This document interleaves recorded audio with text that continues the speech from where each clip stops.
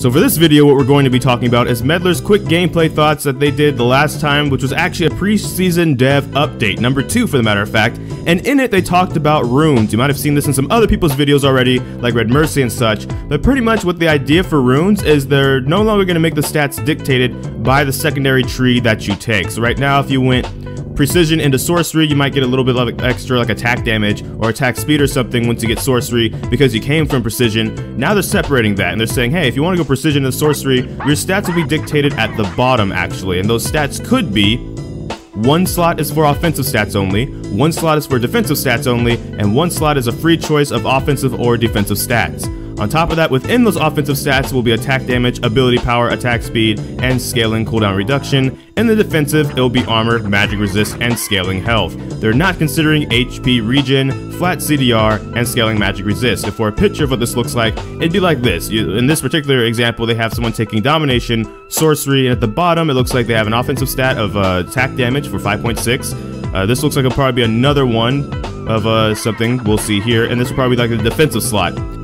So you have to take at least 1 defensive slot and 1 offensive slot, but the third one can be either of the other ones. So if you want to go, say, 5.6 attack damage, a defensive one, and then another 5.6 attack damage for 11.2 attack damage starting in lane, you absolutely can.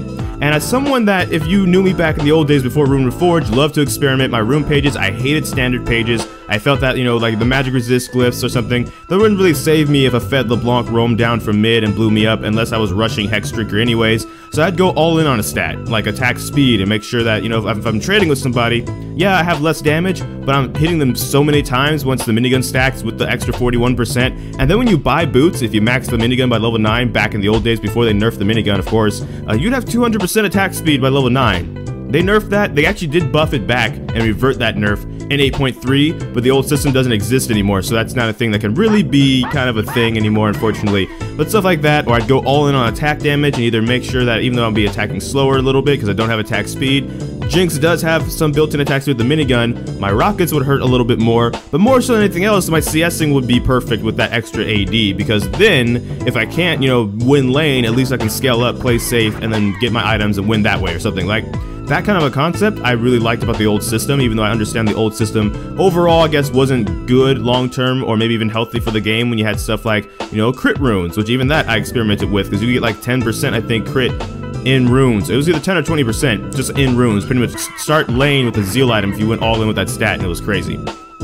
So that being said, it looks like, you know, you'll be able to take, you know, let's say if we're playing Jinx, right, Precision, Sorcery, and then down here you can add extra stats. And so my question for you guys is, this hasn't hit the PvE yet, so I haven't really been able to, you know, I'm gonna have to dust off my PvE account when that time comes, I guess, and maybe make a more dedicated video. But I kind of wanted to get you guys' opinion on, you know, if we have Precision and we have Sorcery, what other stats maybe do you want to take? Because one of them has to be defensive, of course, but maybe the other two is offensive, and you go attack damage, attack speed, right? You don't have to go all in on one stat either. I probably am, just because that's how I like to play.